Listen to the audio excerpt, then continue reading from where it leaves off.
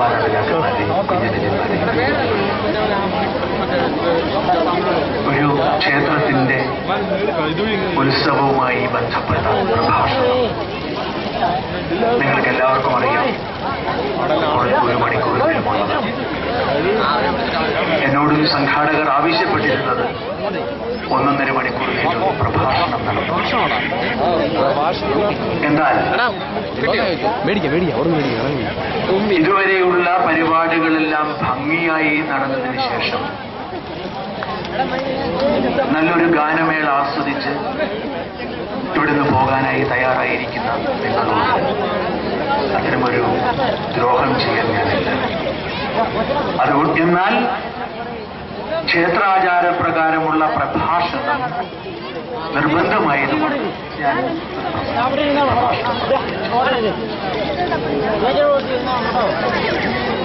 ഞാൻ എന്നെ സംബന്ധിച്ചിടത്തോളം ഞാൻ ഇടകടത്തിയിലെ ഞാൻ ഏറെ സ്നേഹിക്കുന്ന ഇടകടത്തി അമ്മയ്ക്ക് പോയും ആറാട്ടുകളും എല്ലാം ഉൾപ്പെടുന്ന ഇടകടത്തിയിൽ ഞാൻ ഇന്നുമായിട്ട് വന്നായിരുന്നു. ജനങ്ങളുടെ മുൻപിൽ നിന്ന് ഇങ്ങനെ പറഞ്ഞിട്ടുണ്ടായിരുന്നു.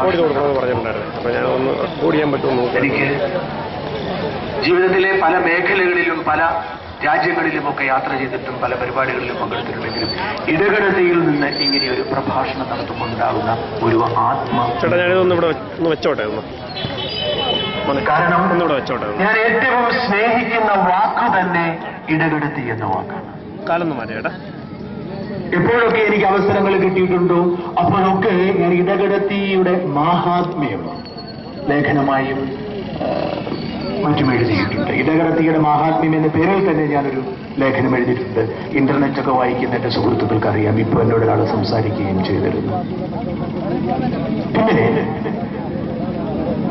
ഈ ഇടകടത്തിയുടെ ഒരു അപൂർണതയായി ഞാൻ കരുതിയിരുന്നത് ഒരു ക്ഷേത്രത്തിന്റെ അഭാവമായിരുന്നു ഏതാനും വർഷങ്ങൾക്ക് മുൻപ്. നമുക്ക് അറിയാം, ഇവിടെ ഹൈന്ദവ വിശ്വാസമുള്ളവരും ക്രൈസ്തവ വിശ്വാസമുള്ളവരുമാണ് നമ്മുടെ നാട്ടിൽ ഉള്ള എല്ലാവരും തന്നെ. ഈ 2 വിഭാഗത്തിലും പെട്ട ഉപവിഭാഗങ്ങളിൽപ്പെട്ട ഒരുപാട് ആളുകൾ ഇവിടെ ഉണ്ട്. ഒട്ടേറെ ക്രൈസ്തവ ദൈവാലയങ്ങൾ ഇവിടെ ഉണ്ട്. കത്തോലിക്ക സഭയ്ക്ക് തന്നെ 3 വിഭാഗത്തിനും ലത്തീൻകാർക്കും മലങ്കരക്കാർക്കും ശിറമലബാർ സഭയ്ക്കും ഇവിടെ പള്ളികളുണ്ട്. CSI ഒട്ടേറെ പ്രൊട്ടസ്റ്റന്റ് ചർച്ചുകളുടെ ഈ പള്ളികളുണ്ട്. പക്ഷേ കഴിഞ്ഞ 3-4 വർഷത്തിന് മുൻപ് വരെ നമ്മുടെ നാടിനെ പൂർണ്ണമാക്കാൻ വേണ്ടിയുള്ള ഒരു ക്ഷേത്രം ഉണ്ടായിരുന്നില്ല. അത് ഉണ്ടായി നമ്മുടെ നാടിന്റെ വളർച്ചയുടെ പൂർണ്ണതയിലേക്ക് എത്തിക്കാൻ വേണ്ടി ഒരു ക്ഷേത്രമുണ്ട്. ഞാൻ മുൻപും സൂചിപ്പിച്ചിട്ടുണ്ട്. ഞാൻ എപ്പോഴും വിശ്വസിക്കുന്ന ഒരു കാര്യം, ഒരു ക്ഷേത്രം എന്നാൽ, ഒരു ആരാധനാലയം എന്നാൽ അത് മനുഷ്യനെ പരസ്പരം സ്നേഹിക്കാനും പരസ്പരം സഹകരിപ്പിക്കാനും പരസ്പരം വിശ്വസിപ്പിക്കുവാനുമുള്ള ഉപാധിയാണ്. അത് അമ്പലമായിക്കോട്ടെ പള്ളിയായിക്കോട്ടെ, ഒരു ഗ്രാമത്തെ ഒരു ജനതയെ പരസ്പരം അറിയിപ്പിക്കുന്ന പരസ്പരം സ്നേഹിപ്പിക്കുന്ന ദയ കരുണ മുതലായ നമ്മുടെ സ്വാഭാവികമായ വികാരങ്ങളെ പ്രതിഫലിപ്പിക്കുന്ന സങ്കേതമാണ് ക്ഷേത്രം. ആരാധനാലയങ്ങൾ ലോകത്തിലെ ഒരു ആരാധനാലയത്തിലും ഞാൻ വിശ്വസിക്കുന്നില്ല സ്നേഹമല്ലാതെ മറ്റെന്തെങ്കിലും പഠിപ്പിക്കുന്നുണ്ടെന്ന്. അത് ദീപാരാധന തൊഴാൻ ഞാൻ കഴിഞ്ഞ തവണ സൂചിപ്പിച്ചതാണ്. ദീപാരാധന തൊഴാൻ വേണ്ടി അയ്യപ്പസ്വാമികളുടെ മുൻപിൽ നിൽക്കുന്ന ഒരാളുടെ മുഖത്ത് മനസ്സിൽ തെളിഞ്ഞു നിൽക്കുന്ന ഒരു അസാധാരണമായ ശാന്തതയുണ്ട്. അവന്റെ ചുറ്റും നിൽക്കുന്ന മനുഷ്യന്റെ മുഖത്തേക്ക് നോക്കുമ്പോൾ അയ്യപ്പസ്വാമികളുടെ മുഖത്ത് നിൽക്കുന്ന പ്രതിഫലിക്കുന്ന തിളക്കം തന്നെ അവൻ ചുറ്റുമുള്ള മനുഷ്യന് കാണുകയാണ്. അഹം ബ്രഹ്മാസ്മി, നീ തന്നെ ദൈവമാകുന്നവർ. നമുക്കറിയാം, നമ്മുടെ സമൂഹത്തിലെ ഏറ്റവും അധികം ആളുകൾ ഭാഗമായിരിക്കുന്ന ശ്രീനാരായണ പ്രസ്ഥാനത്തിന്റെ തലപ്പത്തിരിക്കുന്ന നാരായണ ഗുരുദേവൻ നമ്മുടെ പരമ്പരാഗതമായ വിശ്വാസങ്ങളെ വലിച്ചെറിഞ്ഞ് വിശ്വാസത്തിന് മാനവികതയുടെ മുഖം നൽകിയവര് വ്യക്തിയാണ്. അരുവിപ്പുറത്തെ പ്രതിഷ്ഠയും കണ്ണാടി പ്രതിഷ്ഠയും ഗുരുദേവന്റെ ക്ഷേത്രസങ്കല്പത്തിന്റെ പൊളിച്ചെഴുത്തായിരുന്നു. നിങ്ങൾക്കറിയാം, ഞാൻ ഈ രണ്ട് കാര്യത്തെക്കുറിച്ച് വിശ്വസിക്കുന്നുണ്ട്. ക്ഷേത്രത്തിൽ പ്രവേശനമില്ലാത്ത അധകൃതരായിട്ടുള്ള അല്ലെങ്കിൽ പിന്നോക്ക വിഭാഗത്തിൽപ്പെട്ടവരോട് ആറ്റിൽ നിന്ന് മുങ്ങിയെടുത്ത കല്ല് വെച്ചിട്ട് നിങ്ങൾ ആരാധിക്കുമെന്ന് ഗുരുദേവൻ പറയുന്നു. ഒരു കണ്ണാടി എടുത്ത് വെച്ചിട്ട് ഇതാ നിങ്ങളുടെ ദൈവം ആരാധിക്കുന്നു എന്ന് ഗുരുദേവൻ പറയുന്നു. എന്താണ് ആ സന്ദേശം? കണ്ണാടിയിലൂടെ കാണുന്ന മുഖം നിങ്ങളുടെ മുഖം ദൈവമാണ് എന്ന അദ്വൈത സിദ്ധാന്തത്തെ ഗുരുദേവൻ കുറച്ചുകൂടി വ്യക്തമായി പറയുകയാണ്. കണ്ണാടി പ്രതിഷ്ഠ നടത്തിയ അതേ ഗുരുദേവൻ തന്നെ വെള്ളത്തിൽ മുങ്ങിയെടുത്ത് നദിയിൽ മുക്കിയെടുത്ത ശിലയെ ആരാധിക്കാൻ പറയുന്നു. ശിവലിംഗം തന്നെയായിരുന്നു അത്. പരമ്പരാഗതമായി ഹൈന്ദവ സംസ്കാരം പിന്തുടരുന്ന ആരാധനാ രീതിയെ തിരസ്കരിക്കേണ്ടതില്ല എന്നുകൂടി ഗുരുദേവൻ സ്ഥാപിക്കുന്നു. ഞാൻ ഈ രണ്ട് കാര്യം മാത്രമേ ഗുരുദേവനെ കുറിച്ച് സൂചിപ്പിക്കുന്നുള്ളൂ, മറ്റൊന്നും കൊണ്ടുമല്ല. ഹൈന്ദവ സംസ്കാരത്തിന്റെ പ്രത്യേകതയിലാണ് നിങ്ങൾ ആരാധിക്കുന്ന ആരെയും നിങ്ങൾക്ക് ദൈവമായി കാണാം. എന്നാൽ ബ്രഹ്മാവും വിഷ്ണുവും പരമശിവനും അടങ്ങുന്ന ആ സങ്കല്പത്തെ, ആ ത്രിത്വൈക സങ്കല്പത്തിലുള്ള ദൈവസങ്കല്പത്തിന്റെ ഉള്ളിൽ നിന്നുകൊണ്ട് പറയുന്നു, നീ നിന്റെ പിതാവിനെ ഇഷ്ടപ്പെടുന്നെങ്കിൽ നമുക്ക് നിന്റെ പിതാവിനെ ആരാധിക്കാം. തമിഴ്നാട്ടിലൊക്കെ ഖുശ്ബു എന്ന വലിയ ആളുകൾ ആരാധിച്ചിരുന്നു. ആരെങ്കിലും ഏതെങ്കിലും ഹിന്ദു പണ്ഡിതന്മാർ അതിനെ എതിർത്തുകൊണ്ട് ഇല്ല. പ്രതിഭയെ ആരാധിക്കുന്ന സംസ്കാരമാണ് ഹിന്ദു സംസ്കാരം എന്ന് പറയുന്നത്. ഈ സംസ്കാരത്തിന്റെ പ്രത്യേകതയാണ് ഞാൻ ദീപാരാധന തൊഴുന്നുകൊണ്ട് ഞാൻ മനസ്സിൽ കാണുന്നത് യേശുക്രിസ്തുവിനെയാണെങ്കിൽ അതിനും ഹൈന്ദവ സംസ്കാരം അനുവദിക്കുന്നു. എന്നിലൂടെ മാത്രമേ രക്ഷയുള്ളൂ എന്ന് വിശ്വസിക്കുന്ന ഒരു സംസ്കാരം അല്ല ഹിന്ദു സംസ്കാരം. അങ്ങനെ വിശ്വസിക്കുന്ന മതങ്ങളുണ്ടാവാം. ആരെയും ഞാൻ കുറ്റം പറയുന്നില്ല. ഓരോ മതത്തിനും അതിൽ ചില പ്രമാണങ്ങളുണ്ട്. എന്നാൽ ഹൈന്ദവ സംസ്കാരത്തിന്റെ പ്രത്യേകത ആരെയും ദൈവമായി കാണാമെന്നുള്ളതാണ്. ഈ സത്തയാണ് ഇടകിടത്തി പോലുള്ള പ്രദേശത്തിനെ ശോഭിപ്പിക്കുന്ന, തെളിച്ചം നൽകുന്ന ഒരു ക്ഷേത്രം വന്നെടുക്കുന്നത്. ഈ ക്ഷേത്രത്തിലേക്ക് പ്രവേശിക്കുന്ന ആരോടും നിങ്ങളുടെ ജാതി ചോദിക്കുന്നില്ല. നിങ്ങൾ മനസ്സിൽ വെളിച്ചമുള്ളവരാണെങ്കിൽ, നിങ്ങളുടെ ചുറ്റുമിരിക്കുന്നവരെ മനുഷ്യരായി കാണുന്നവരാണെങ്കിൽ അയ്യപ്പസ്വാമികളെ നിങ്ങൾക്ക് വന്ന് തൊഴാം. നിങ്ങളുടെ മതമെന്തുമാകട്ടെ, നിങ്ങളുടെ വിശ്വാസം എന്തുമാകട്ടെ. ഞാൻ ക്രിസ്ത്യാനിയാണ്, ക്രിസ്തു മതത്തിൽ വിശ്വസിക്കുന്ന ആളാണ്, ക്രിസ്തുവിന്റെ ദൈവപുത്രമാണ് എന്ന് അംഗീകരിക്കുന്ന ആളാണ്. എന്നാൽ എന്റെ വിശ്വാസം ഈ ക്ഷേത്രത്തിൽ വന്ന് തൊഴുകയോ ഈ ക്ഷേത്രത്തിൽ വന്ന് ദീപാരാധന ദർശിക്കുകയോ ചെയ്യുമ്പോൾ ഒരു തടസ്സമായി എനിക്ക് തോന്നാറില്ല. കാരണം ഞാൻ മനുഷ്യനാണ്. അതാണ് ഹിന്ദു സംസ്കാരത്തിന്റെ പ്രത്യേകത. നിർഭാഗ്യവശാൽ ചില രാഷ്ട്രീയ കാരണങ്ങളാൽ, ഞാൻ RSSനെ ഒന്നും കുറ്റപ്പെടുത്തുന്നില്ല, RSSനെ ഏറ്റവും കൂടുതൽ മോശമായി, ഏറ്റവും കൂടുതൽ തെറ്റിദ്ധരിക്കപ്പെട്ടിട്ടുള്ള ഒരു പ്രസ്ഥാനമാണ് RSS. വിശ്വസിക്കുന്ന ആളാണ് ഞാൻ. RSSന്റെ സാംസ്കാരിക നയങ്ങളോ RSSന്റെ രീതിശാസ്ത്രങ്ങളോ മനസ്സിലാക്കാതെ RSSനെ ഹിന്ദു വർഗീയവാദത്തിന്റെ പ്രയോക്താക്കളാണ് എന്ന് പ്രചരിപ്പിക്കുന്ന വരെ എനിക്കറിയാം. ചില ആളുകളുണ്ടാവാം. പക്ഷേ അടിസ്ഥാനപരമായി RSS എന്ന് പറയുന്നത് രാഷ്ട്ര സ്വയം നിർമ്മാണം തന്നെയാണ്. ഞാൻ RSSനെ ന്യായീകരിക്കാനോ കുറ്റപ്പെടുത്താനോ RSS ഒരു വിഷയമല്ല. ഞാൻ പറഞ്ഞു വരുന്നത്, അരിപ്പുറത്ത് ശിലയെ ആരാധിക്കാൻ പാവങ്ങളെ പഠിപ്പിച്ച, അധസ്ഥിതരെ പഠിപ്പിച്ച ഗുരുദേവന്റെ സാന്നിധ്യമുള്ള നാടാണ്. അതേസമയം അദ്വൈത സിദ്ധാന്തത്തിന്റെയും ഭാരതീയ വേദങ്ങളുടെയും ഒക്കെ പാരമ്പര്യം കാത്തുസൂക്ഷിക്കുന്നത്. ഈ പലപ്പോഴും ഞാൻ അത്ഭുതപ്പെട്ടു പോയിട്ടുണ്ട്. നമ്മുടെ വിശ്വാസം എന്ന് പറയുന്നത് നമ്മൾ പ്രാർത്ഥിക്കുന്നു, ആരാധിക്കുന്നു. ആരോട്? യഥാർത്ഥ വിശ്വാസം എന്ന് പറയുന്നത്, നിങ്ങൾ എത്രമാത്രം ഇതിഹാസങ്ങൾ വായിച്ചിട്ടുള്ളവരാണെന്നറിയാം. നമ്മുടെ ഹൈന്ദവ സംസ്കാരത്തിനുണ്ടായിട്ടുള്ള ഒരു സങ്കടകരമായ ഒരവസ്ഥ എന്ന് പറയുന്നത് ഇതിഹാസങ്ങളെ അടിസ്ഥാനപ്പെടുത്തി മാത്രമാണ് പോകുന്നത്. ഇതിഹാസങ്ങൾ എന്ന് പറയുന്നത് നാലാമത്തെ യുഗത്തിന്റെ സൃഷ്ടികളാണ്. യഥാർത്ഥ ഹൈന്ദവ സംസ്കാരത്തിന്റെ അടിത്തറ എന്ന് പറയുന്നത് വേദങ്ങളാണ്. വേദങ്ങളും ഉപനിഷത്തുകളും സംഖ്യാശാസ്ത്രം മുതലായ അറിവിന്റെ ഭണ്ഡാരങ്ങളുമാണ് യഥാർത്ഥത്തിൽ ഹൈന്ദവ സംസ്കാരത്തിന്റെ അടിത്തറ. നിങ്ങൾ എത്ര പേർ അതിലേക്ക് വന്നിട്ടുണ്ടെന്ന് എനിക്കറിയത്തില്ല. മഹാഭാരതവും രാമായണവും അടങ്ങുന്ന ഇതിഹാസങ്ങൾ അതും സംസ്കാരത്തിന്റെ ഭാഗം തന്നെയാണ്. മഹാഭാരതവും രാമായണവും മഹാഭാരതത്തിന്റെ ഭീഷ്മപർവത്തിലെ ഒരധ്യായമായ ഭഗവത്ഗീതയും മാത്രമാണ് പലപ്പോഴും നമ്മൾ ഹൈന്ദവ സംസ്കാരത്തിന്റെ ഭാഗമായിട്ട്. 108 ഉപനിഷത്തുകളുണ്ട്, അനേകം വേദങ്ങളുണ്ട്. ഇവയുടെയൊക്കെ തുടർച്ചയാണ്. 4 യുഗങ്ങൾക്ക് ശേഷമാണ് ഇത് വന്നിരിക്കുന്നത്, ആയിരക്കണക്കിന് വർഷങ്ങൾക്ക് ശേഷം. അവിടെയുമുണ്ട് ഭഗവത്ഗീതയെ പോലും നമ്മൾ തെറ്റിദ്ധരിച്ചിട്ടുണ്ട്. ഭഗവത്ഗീതയിൽ പറയുന്ന കൃഷ്ണ ഭഗവാൻ അല്ല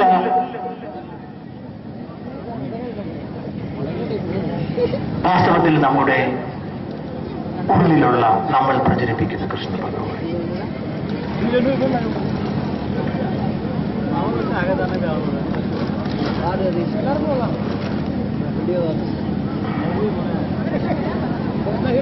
ഭഗവത്ഗീതയിലെ കൃഷ്ണ ഭഗവാൻ ഒരാചാര്യനായി 42 വർഷം സന്ദീപനി മുനിയുടെ ആശ്രമത്തിൽ ധ്യാനനിരതനായി കഴിയുകയും പിന്നീട് ഗൃഹാശ്രമമെടുക്കാൻ നിർദ്ദേശിച്ചതനുസരിച്ച് രുക്മിണിയെ വിവാഹം കഴിക്കുകയും അർജുനനെ ശിഷ്യനായി എടുക്കുകയും ചെയ്ത കൃഷ്ണ ഭഗവാനുണ്ട്. അദ്ദേഹം ആചാര്യനായി. എന്നാൽ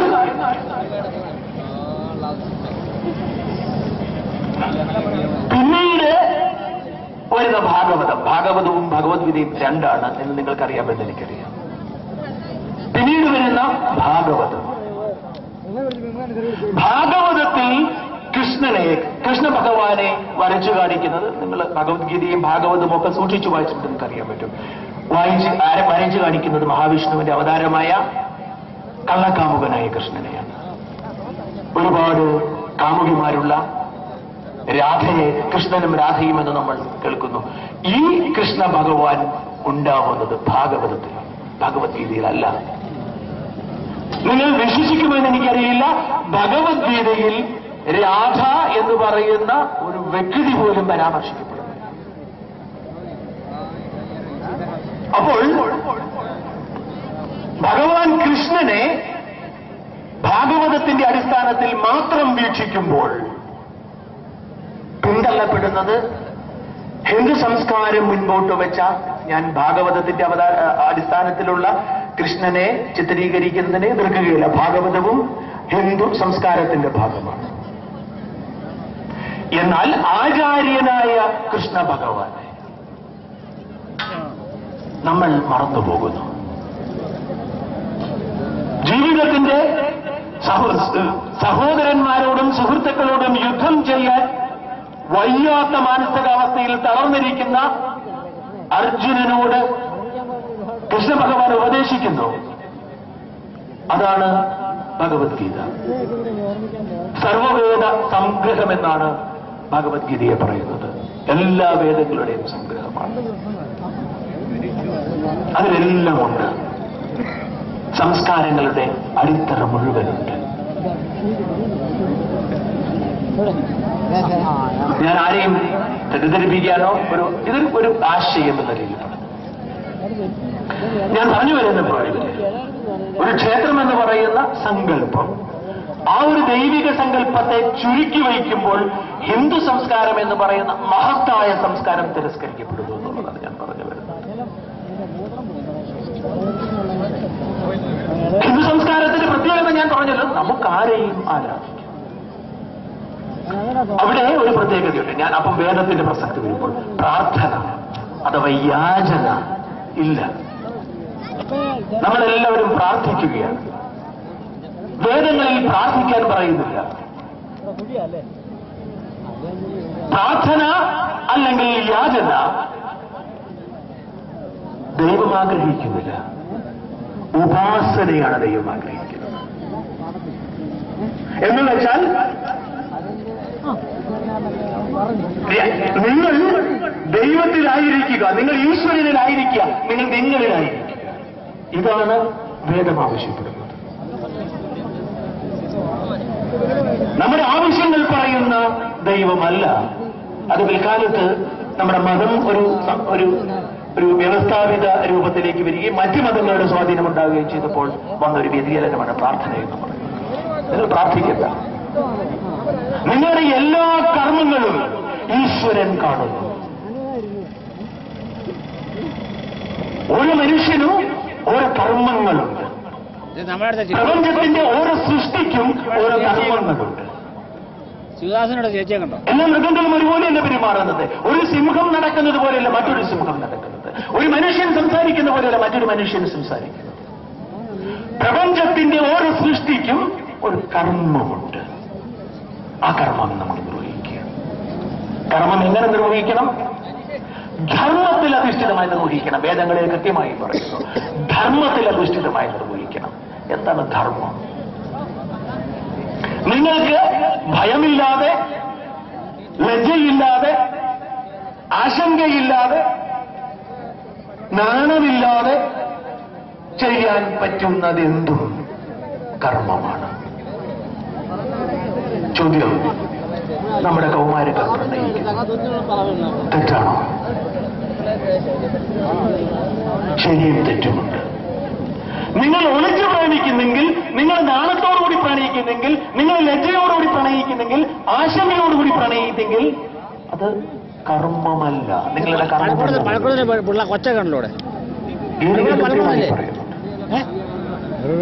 അഹിംസയെ കുറിച്ച് പറയുന്നുണ്ട്. അഹിംസ എന്ന് വെച്ചാൽ ഇത് പറയുന്നു, ഒരാൾക്ക് വേദന ഉളവാക്കുന്ന എന്തും ഹിംസയാണ്. എന്ന് വെച്ചാൽ നിങ്ങളുടെ ഒരു പ്രവൃത്തി കൊണ്ട് നിങ്ങളുടെ ചുറ്റുമിരിക്കുന്ന, നിങ്ങളുടെ ചുറ്റുമുള്ള സമൂഹത്തിൽ ജീവിക്കുന്ന ഒരു വ്യക്തിക്ക് വേദനയുണ്ടായാൽ അത് ഹിംസയാണ്.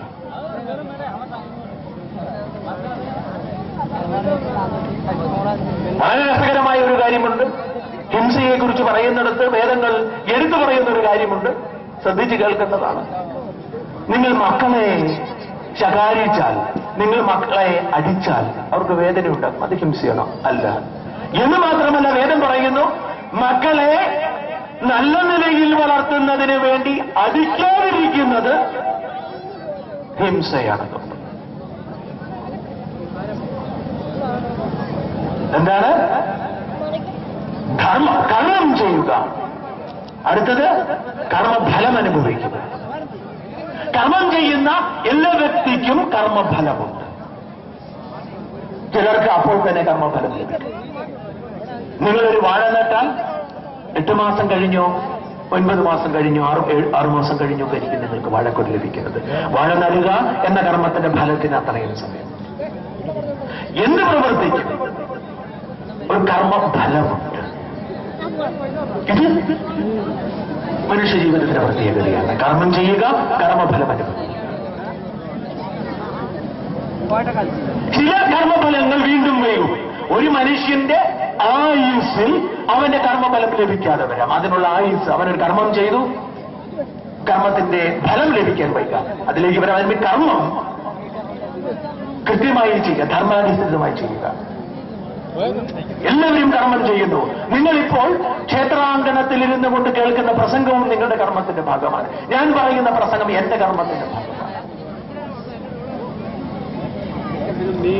കർമ്മഫലം നിങ്ങൾക്ക് അപ്പോൾ അനുഭവിക്കാൻ കഴിഞ്ഞില്ല. കർമ്മഫലം അനുഭവിക്കുന്നതിന് മുമ്പ് നിങ്ങൾ മരിച്ചുപോയി എന്ന് കരുതുക. അങ്ങനെ സംഭവിക്കും. വേദത്തിൽ പറയുന്നുണ്ട്, ആ ഘട്ടം പ്രാരാബ്ധം. കർമ്മം, കർമ്മഫലം, പ്രാരാബ്ധം. പ്രാരാബ്ദം എന്ന് പറയുന്ന വാക്ക് നമ്മൾ കേൾക്കുന്ന തരത്തിലുള്ളതല്ല. നിങ്ങൾക്ക് അനുഭവിക്കാനുള്ള കർമ്മഫലം അത് മറ്റൊരാൾക്ക് അനുഭവിക്കാൻ പറ്റത്തില്ല. നിങ്ങൾ തന്നെ അനുഭവിക്കണം. അവിടെയാണ് വേദം പറയുന്ന പുനർജന്മം എന്ന് പറയുന്നത്. ഈ കർമ്മഫലം അനുഭവിക്കാൻ വേണ്ടി നിങ്ങൾക്ക് ബാക്കി വെച്ചിരിക്കുന്ന പ്രാരാബ്ദം അനുഭവിക്കാൻ വേണ്ടി നിങ്ങൾക്ക് നൽകുന്ന ജന്മമാണ് പുനർജന്മം. ഇതാണ് വേദം പറയുന്നത്. നിങ്ങൾ ഇതിനെ വിശ്വാസത്തിന്റെ അടിസ്ഥാനം, ഹൈന്ദവ വിശ്വാസത്തിൽ കൃത്യമായി ഇങ്ങനെ പറയുന്നുണ്ട്. എന്നാൽ മറ്റ് വിശ്വാസങ്ങളിൽ മരണത്തിന് ശേഷം മറ്റൊരു പുനർജന്മമില്ല. ക്രൈസ്തവ വിശ്വാസങ്ങളിൽ മരണത്തിന് ശേഷം പുനർജന്മമില്ല, മോക്ഷമാണ്. പക്ഷേ ഇതെല്ലാം പരസ്പര പൂരകം തന്നെ. മോക്ഷം ഹൈന്ദവ സംസ്കാരത്തിലും കർമ്മം ചെയ്യാൻ ബാക്കിയില്ലാത്തവൻ മോക്ഷം, കർമ്മമെല്ലാം പൂർത്തിയായി കർമ്മഫലവും അനുഭവിക്കും. ഇതൊരു പ്രക്രിയയാണ്. ഞാൻ വേഗം കൂടുതൽ പറഞ്ഞ് ബോറടിപ്പിക്കുന്നില്ല.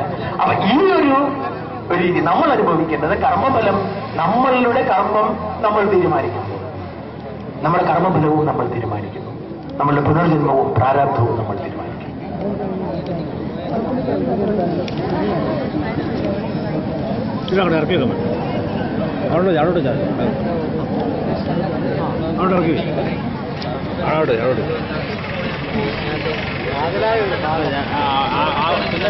ഞാൻ അവരുടെ നോട്ടുകൾ കുറിച്ചു. അധികം ഞാൻ നെറ്റിക്കൊണ്ട് പോകുന്നില്ല. പുരുഷാർത്ഥങ്ങളിലുണ്ട്, ധർമ്മം, അങ്ങനെ കുറച്ച് കാര്യങ്ങളോട് ഞാൻ പറയാൻ ആഗ്രഹിച്ചിട്ട് ഞാൻ അതിലേക്ക് പോകുന്നില്ല. ഞാൻ ഈ ഒരു പറയാൻ ഉദ്ദേശിച്ച ഒരു കാര്യം എന്ന് പറയുന്നത് കർമ്മഫലവും തന്നെയാണ്. അപ്പോ നമ്മളായിരിക്കുന്ന അവസ്ഥ, അത് ദൈവമുണ്ടോ എന്ന് പലരും ചോദിക്കാറുണ്ട്. എങ്ങനെ ദൈവമുണ്ട് എന്ന് സ്ഥാപിക്കും? യുക്തി ചിന്തയുടെ പ്രത്യേകതയാണ്. യുക്തി അതായത് ദൈവമുണ്ട് എന്ന ചോദ്യം എങ്ങനെ തെളിയിക്കും? ഒരാൾ ഞാനുണ്ട് എന്ന് പറയുന്ന അവസ്ഥയാണ് ദൈവമുണ്ട് എന്ന അവസ്ഥ. പലപ്പോഴും നമ്മൾ പറയുന്നത് നമ്മുടെ ശരീരത്തിന്റെ അങ്ങനെയല്ല. ആത്മാവ്, പ്രകൃതി, ഈശ്വരൻ, ഇത് മൂന്നും അനാദിയുമാണ്. ആദ്യമില്ല, അന്ത്യവുമില്ല. ആത്മാവ്, പ്രകൃതി, ഈശ്വരൻ വേദത്തിൽ പറയുന്നതാണ്. ആത്മാവ് എന്നുമുണ്ട്, പ്രകൃതി എന്നുമുണ്ട്. ചോദിക്കും വെള്ളപ്പൊക്കമെന്ന്, അത് പ്രകൃതിയല്ല. നമ്മൾ ഈ കാണുന്ന മരങ്ങളും ഇവിടുത്തെ വൃക്ഷങ്ങളും ഈ കെട്ടിടങ്ങളൊന്നും പ്രകൃതിയല്ല. പ്രകൃതിയുടെ വികൃതിയാണ്. അങ്ങനെ തന്നെ പറയുന്നത്. പ്രകൃതി എന്ന് പറയുന്നത്, ആത്മാവ് എന്ന് പറയുന്നത് ഒരവസ്ഥയാണ്. ഉണ്ട് എന്ന അവസ്ഥ, ഞാനുണ്ട് എന്ന് വിശ്വസിക്കുന്ന അവസ്ഥ, ഞാനുണ്ട് എന്നെ വിശ്വസിപ്പിക്കുന്ന സംവിധാനമാണ് ഈശ്വരൻ എന്ന് പറയുന്നത്. ഉണ്മ, അതാണ് ഈശ്വരൻ എന്ന് പറയുന്നത്. അപ്പൊ ഈ സംസ്കാരം നോക്കുമ്പോൾ ഈ ഒരു സംവിധാനത്തിലേക്ക് നമ്മൾ ചിന്തിക്കുമ്പോൾ നിങ്ങൾ ആ ലെവലിലേക്ക് നിങ്ങൾ എത്തിക്കാൻ പറ്റും എനിക്കറിയത്തില്ല. ഈശ്വരനില്ല എന്ന് പറയുന്ന വാദത്തിന് ഒരു പ്രസക്തിയില്ല. വേദങ്ങളിൽ പ്രകൃതി വളരെ വളരെ കൃത്യമായിട്ട് പറയുന്നുണ്ട്. ഋഗ്വേദം, ശരിക്കും പറഞ്ഞ ഋഗ്വേദം നിങ്ങൾക്കറിയാം. ഋജുവേദം, സാമവേദം, അഥർവേദം. ഞാൻ ഈ ഒരു കാര്യം കൂടെ പറഞ്ഞോളാം. ഋഗ്വേദം എന്ന് പറയുന്ന അഗ്നിയാണ്, ഋജുവേദം എന്ന് പറയുന്ന ആദിത്യനാണ്, സാമവേദം എന്ന് പറയുന്നത് വായുവാണ്, അഥർവേദം എന്നൊരു ജലമാണ്. അഗ്നി, സൂര്യൻ, വായു, ജലം, ഇതാണ് യഥാർത്ഥ ഹൈന്ദവ സംസ്കാരത്തിലെ ഈശ്വരന്മാർ. അഗ്നി, ജലം, വായു, സൂര്യൻ. ഈ പുരാണങ്ങൾ മുഴുവൻ നിങ്ങൾ പഠിച്ചു നോക്കുക, വേദങ്ങളും ഉപനിഷത്തുകളും പഠിച്ചു നോക്കുക. ഈ അഗ്നിപ്രീതിക്ക് വേണ്ടി, അതായത് അഗ്നിഹോത്രം എന്ന് പറയുന്ന ഒരു യജ്ഞമുണ്ട്. ഞാൻ ഉപവാസത്തെക്കുറിച്ച് പറഞ്ഞു. എത്ര ഹൈന്ദവ വീടുകളിൽ അഗ്നിഹോത്രം ചെയ്യുന്നുണ്ടെന്ന് എനിക്കറിയത്തില്ല. നമ്മുടെ നാട്ടിൽ ആരെങ്കിലും അഗ്നിഹോത്രം ചെയ്യുന്നവരുണ്ടെന്ന് എനിക്കറിയത്തില്ല. ഭാഗവതത്തിൽ പറയുന്നുണ്ട് രാവിലെയും വൈകുന്നേരവും അഗ്നിഹോത്രം ചെയ്യണം. പലപ്പോഴും യജ്ഞങ്ങളെ നമ്മൾ അന്ധവിശ്വാസങ്ങളായി കരുതുന്നു. അങ്ങനെയല്ല, ശാസ്ത്രമുണ്ട് യജ്ഞങ്ങൾക്ക്. ഭോപ്പാൽ ദുരന്തമുണ്ടായ സമയത്ത് നിങ്ങളൊക്കെ ശ്രദ്ധിച്ചിട്ടുണ്ട്, പിന്നീട് പലതവണ വാർത്തകൾ വന്നിട്ടുള്ളൊരു വാർത്തയുണ്ട്. ഭോപ്പാൽ ദുരന്തത്തിന്റെ ട്രാജഡി ആ ബാറ്ററിയുടെ ചുറ്റുമുള്ള കുടുംബങ്ങളെ ആവാഹിച്ചപ്പോൾ പെടാതെ പോയൊരു വീടുണ്ടായിരുന്നു. അത്ഭുതപ്പെട്ടു പോയി. അവിടെ ആർക്കൊന്നും സംഭവിച്ചില്ല, ആർക്കും രോഗം വന്നില്ല. അവിടെ രാവിലെയും വൈകുന്നേരം അഗ്നിഹോത്രം ചെയ്യുന്നു. എന്താണ് അഗ്നിഹോത്രം? വേദങ്ങളിൽ ഉപദേശിക്കുന്നുണ്ട്. 51 കൂട്ടം ഔഷധങ്ങളാണ് അഗ്നിയിൽ. എരുമേലിക്കടുത്ത് കുറുവാമൂഴി എന്ന് പറയുന്ന സ്ഥലത്ത് ഒരു സ്വാമിയുണ്ട്, സത്സ്വരൂപാനന്ദ സ്വാമി. എന്റെ അളാനടുത്ത സുഹൃത്താണ്. ഞാനിടയ്ക്ക് അദ്ദേഹത്തിനടുത്ത് പോയി താമസിക്കാറുണ്ട്. നിങ്ങൾക്കും പോകാം. എരുമേലിയിൽ നിന്ന് കുറുവാമൂഴി കഴിഞ്ഞ് വിഴിക്കത്തോടിന് പോകുന്ന വഴിക്ക് കുറച്ചങ്ങോട്ട് ചെല്ലുമ്പോൾ ഒരു ചെറിയ പാലം വലത്തേക്ക് പോകുമ്പോൾ ഇടത്തേക്കൊരു ആത്മബോധിനി ആശ്രമം എന്ന് പറഞ്ഞു. അദ്ദേഹം മിക്കവാറും ആത്മപ്രഭാഷണങ്ങളൊക്കെ ആയിട്ട് പോവുമായിരിക്കും. പക്ഷെ എല്ലാ ദിവസവും രാവിലെയും വൈകുന്നേരം അദ്ദേഹം അഗ്നിഹോത്രം ചെയ്യുന്നത് ഞാൻ പോയി കണ്ടിട്ടുണ്ട്. അഗ്നിഹോത്രം ചെയ്യുന്നത് ഞാൻ അതിന് ഭാഗമായിട്ടുണ്ട്. ഇതിന് ശാസ്ത്രമുണ്ട്. കാരണം 51 കൂട്ടം ഔഷധങ്ങളാണ് അഗ്നിയിൽ. പുകയില്ലാത്ത അഗ്നിയിൽ മാവോ പ്ലാവോ ആയിരിക്കും. നമ്മൾ വെറുതെ പുകയ്ക്കാൻ പാടില്ല, അഗ്നിയിൽ ദഹിപ്പിക്കുന്നത്. ഇത് പ്രകൃതിയിലേക്ക് വരികയാണ്. നമ്മൾ പ്രകൃതിയിൽ നിന്ന് എടുക്കുന്നു ജലം, വായു, സൂര്യൻ. ഇതിനെല്ലാം നമ്മൾ എടുക്കും, നമ്മളൊന്നും കൊടുക്കുന്നില്ല. ഇതൊക്കെ തീർന്നു പോകത്തില്ല നമ്മൾ കരുതുന്നു. പോകാം, നമുക്കറിയില്ല. അപ്പോ പ്രകൃതിക്ക് നമ്മൾ നൽകുന്ന സംഭാവനയാണ് ഇത്. നൽകുന്ന ഈ പ്രകൃതിക്ക് നമുക്ക് നൽകുന്ന ഇത്തരം യജ്ഞങ്ങൾ പോലും നമ്മുടെ ജീവിതം സമ്പുഷ്ടമാക്കും. മതത്തിന്റെ അതിർവരമ്പുകളൊന്നുമില്ല. ഇന്ന് അമേരിക്കയിലും മറ്റും ഹൈന്ദവ സംസ്കാരം ഇന്ന് ഏറ്റവും കൂടുതൽ വ്യാപിച്ചുകൊണ്ടിരിക്കുന്നത്, ഹൈന്ദവ മതം ഏറ്റവും കൂടുതൽ വ്യാപിച്ചുകൊണ്ടിരിക്കുന്നത് അമേരിക്കയിലും യൂറോപ്പിലുമൊക്കെയാണ്, ഇന്ത്യയേക്കാൾ കൂടുതൽ. നമ്മുടെ ഇവിടെ ഹൈന്ദവ സംസ്കാരത്തെ ഹിന്ദു മതമാക്കി മാറ്റി. ഹൈന്ദവ സംസ്കാരം ഹിന്ദുസ്ഥാനി. ഞാൻ ഇന്ത്യയിൽ ജനിച്ചത്, ഞാൻ ഹിന്ദുവാണെന്ന് പറയാൻ അഭിമാനിക്കണം. ഞാൻ അഭിമാനിക്കുന്ന ആളാണ്. ഞാൻ ഹിന്ദുവാണ്. ബിക്കോസ് ഞാൻ ഇവിടെ ജനിച്ചയാളാണ്. എന്റെ മതം ക്രിസ്തു മതമാണ്. ഞാൻ വിശ്വസിക്കുന്നത് ക്രിസ്തുവും ദൈവവും. പക്ഷേ എന്റെ സംസ്കാരവും എന്റെ ജീവിത രീതിയും ഹിന്ദുവിന്റേതാണ്. ഹൈന്ദവ സംസ്കാരം അത് അംഗീകരിക്കുന്നുണ്ട്. ഞാൻ ആദ്യമേ സൂചിപ്പിച്ചു. യേശുക്രിസ്തുവിനെ ഒരു ക്ഷേത്രത്തിൽ പ്രതിഷ്ഠയായി വെച്ചാൽ പോലും അത്ഭുതപ്പെടേണ്ടത്. ചിലരൊക്കെ ബഹളമൊക്കെ ആയിരിക്കും, അത്ഭുതപ്പെടേണ്ടത്. അത് ഹൈന്ദവ സംസ്കാരം അംഗീകരിക്കുന്നുണ്ട്. സമഭാവന. എന്റെ സന്ദേശം വളരെ വളരെ ചെറുതാണ്. ഞാൻ അവസാനിപ്പിക്കുകയാണ്. നമ്മുടെ ഭാഗ്യമാണ് നമ്മുടെ നാട്ടിൽ ഇങ്ങനെയൊരു ക്ഷേത്രമുണ്ടായത്. ഈ ക്ഷേത്രത്തിൽ നിന്ന് പ്രതിഫലിക്കുന്ന വിശ്വാസത്തിന്റെ, മതനിരപേക്ഷതയുടെ തെളിമ നമ്മുടെ ഹൃദയങ്ങളിൽ എത്തണം. ഇത് കുറച്ച് ഹിന്ദുക്കൾക്ക് വേണ്ടി മാത്രമല്ല, ഇത് എല്ലാ ഇന്ത്യക്കാർക്കും വേണ്ടിയുള്ളതാണ്. ഇത് അംഗീകരിച്ച് ഈ ക്ഷേത്രം എന്ന് പറയുന്നത്, ഈ ക്ഷേത്രത്തിൽ വന്ന് തൊഴാതെയും ഈ ക്ഷേത്രത്തെ ബഹുമാനിക്കുകയും ആദരിക്കുകയും ചെയ്യുന്ന ഒരുപാട് പേരുണ്ടാവും മറ്റു മതത്തിലുള്ളവർ. അതാണ് ഒരു ക്ഷേത്രത്തിന്റെ പ്രത്യേകത എന്ന് പറയുന്നത്. ഒരു ക്ഷേത്രം വരുമ്പോൾ, ഒരു ആരാധനാലയം വരുമ്പോൾ നമ്മൾ കൂടുതൽ നല്ലവരായി തീരുന്നു. ആ ഭാഗ്യം നിങ്ങൾക്കുണ്ടായിട്ടുണ്ട്. അതുകൊണ്ട് തന്നെയാണ് ഞാൻ എല്ലാ വർഷവും ഒരു സമ്മർദ്ദങ്ങൾ പോലുമില്ലാതെ ഈ ക്ഷേത്ര ഉത്സവവുമായി ബന്ധപ്പെട്ടിട്ടുള്ള പരിപാടികളിൽ എന്റേതായ ഒരു ചെറിയ സഹായം നൽകുന്നു. പലപ്പോഴും ഒരുപാട് കയ്യിൽ പൈസ ഉണ്ടായിട്ടൊന്നുമല്ല, ഒരുപാട് ഞാൻ അങ്ങനെ ഇല്ല. ഞാൻ അധ്വാനിച്ച്, ഞാൻ പത്രപ്രവർത്തനം എന്ന് പറയുന്ന വഴിയിൽ എന്റേതായ ഞാൻ ധർമ്മം പാലിക്കുന്ന ആളാണ്. ഞാൻ എന്നെക്കുറിച്ച് പറയാൻ ആഗ്രഹിക്കുന്നില്ല. പത്രപ്രവർത്തനം എന്ന് പറയുന്ന തൊഴിലിനെ അതിന്റെ എല്ലാ അർത്ഥത്തിലും സത്യസന്ധമായി ചെയ്യുന്ന ഒരാളാണ്. ഭീഷണികളൊക്കെ ഉണ്ട്. പലരും ഏതെങ്കിലും ഒരു പത്രത്തിലല്ല ഞാൻ ജോലി ചെയ്യുന്നത്. എനിക്ക് വിദേശത്ത് മലയാളികൾ വായിക്കുന്ന 2 പത്രങ്ങളുണ്ട്. ഇവിടെ പലർക്കും അറിയില്ല. UK-യിലെയും ഒക്കെ ഏറ്റവും വലിയ പത്രം എന്റേതാണ്. യൂറോപ്യൻ രാജ്യങ്ങളിലും അമേരിക്കയിലും ഗൾഫിലുമൊക്കെ ഞാൻ എന്റെ പത്രം വായിക്കപ്പെടുന്നുണ്ട്. ഞാൻ എഡിറ്ററായിരിക്കുന്ന പത്രം വായിക്കപ്പെടുന്നുണ്ട്. ഞാൻ ഇതിൽ എടുത്തിരിക്കുന്ന ഒരു സ്റ്റാൻഡ് ധർമ്മം പാലിക്കുക എന്നുള്ള എന്റെ ധർമ്മമാണ് പത്രം. ഞാൻ പ്രകൃതിയുടെ നിശ്ചയമായിരുന്നു പത്രപ്രവർത്തകനായി ജനിക്കുക എന്നുള്ളത്. എരകരത്തി പോലൊരു ഗ്രാമത്തിൽ ജനിച്ചിട്ട് എനിക്ക് പത്രപ്രവർത്തനം എന്ന് പറഞ്ഞാൽ എനിക്ക് അറിയാവുന്നത് നമ്മുടെ പത്രം വിൽക്കുന്ന ആളെന്നുള്ളതായിരുന്നു. പക്ഷെ എത്തപ്പെട്ടു. നമ്മളറിയാതെ നമ്മളിവിടുന്ന് നിങ്ങൾക്കൊക്കെ അറിയാം, കഴിഞ്ഞ 2 ദിവസം മുൻപ് നിങ്ങളൊക്കെ മലയാള മനോരമയുടെ പത്രത്തിന്റെ 1-ാം പേജിൽ മേഖലയിൽ ഒരു പടം വായിച്ചിരുന്നിരിക്കും. മമ്മൂട്ടിയും മോഹൻലാലും ഏപ്രിൽ ഫുള്ളായി. നിങ്ങൾ പലരും വായിച്ചു കാണും. അത് കണ്ട് നിങ്ങൾ എല്ലാവരും 9-ാം പേജിൽ പോയി വായിച്ചും കാണും. ഒരു മാഗസിൻ ഇങ്ങനെ മമ്മൂട്ടിയും മോഹൻലാലിനെയും ഏപ്രിൽ ഫുള്ളാക്കി. ഈ നാട്ടിൽ ജനിച്ചു വളർന്ന, ഈ അമ്പലത്തിൽ വന്ന് തൊഴുന്ന, ഈ ക്ഷേത്രത്തിന്റെയും ഈ ഗ്രാമത്തിന്റെ ശുദ്ധിയും അനുഭവിച്ചിട്ടുള്ള ഒരു വ്യക്തിയാണ് ആ മാഗസിന്റെ ഉടമസ്ഥൻ. നമ്മുടെ കുട്ടാപ്പി എന്ന് നമ്മളെല്ലാവരും വിളിക്കുന്ന അരുൺ ബാലി.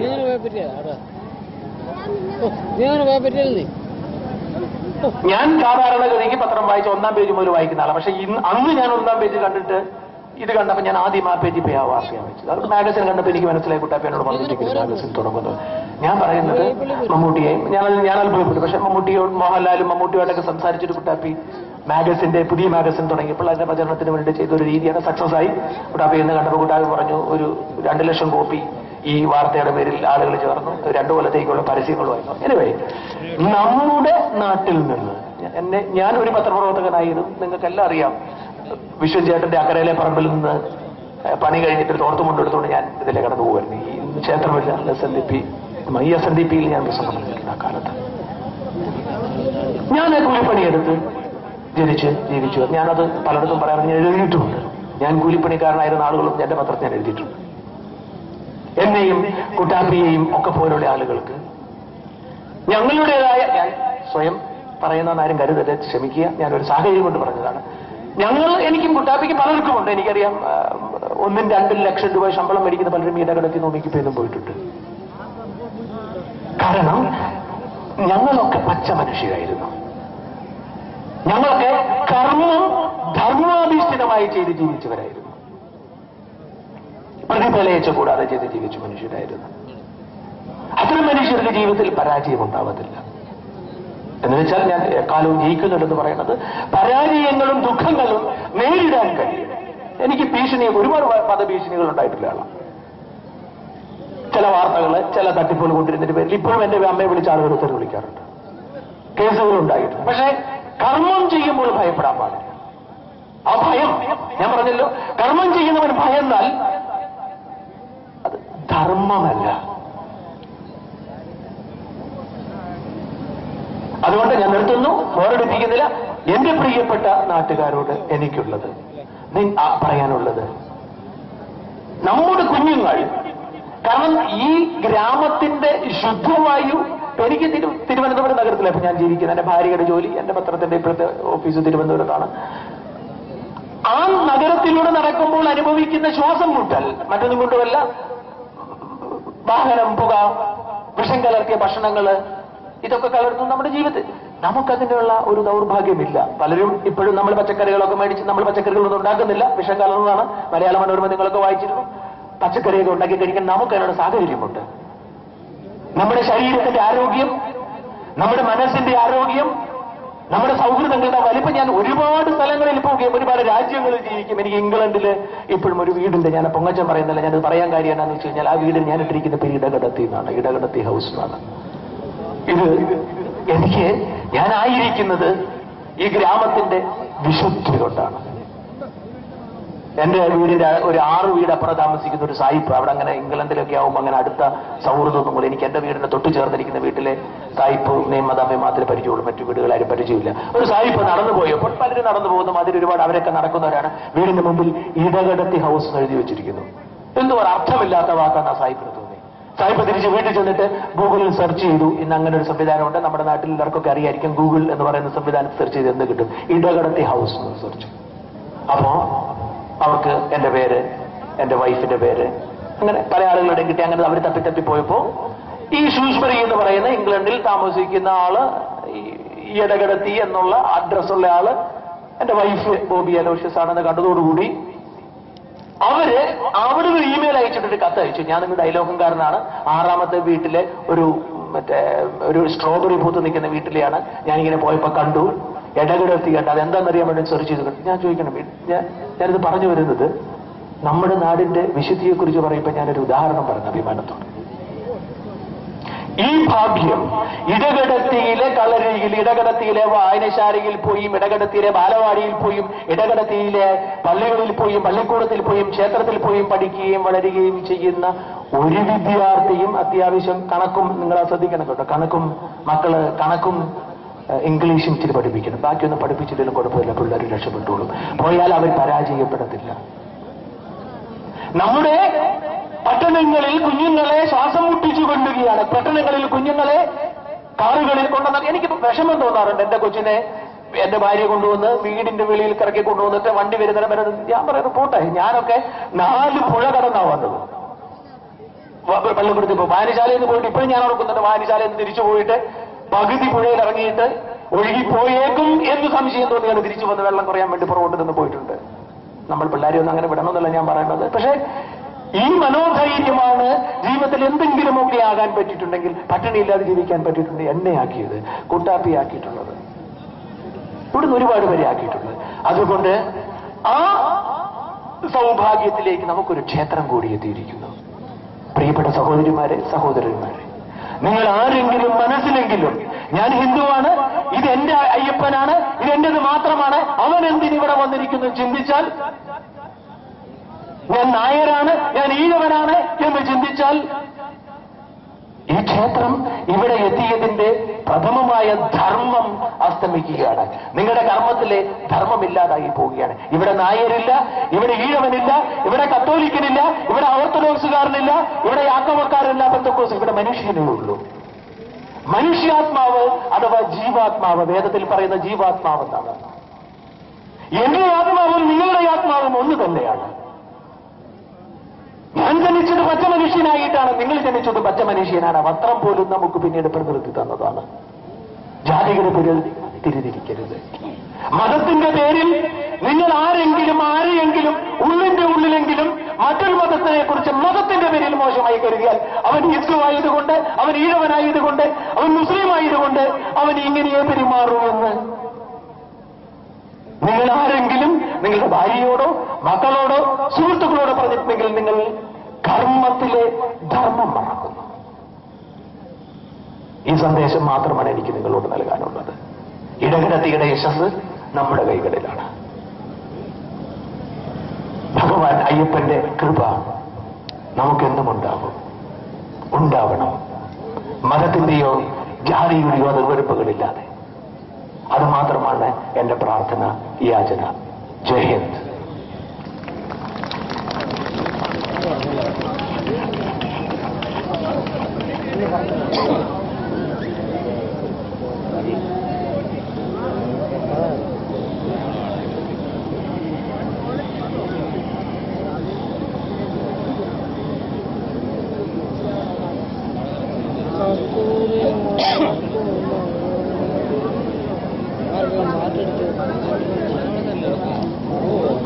ജയിലോട്ടാള്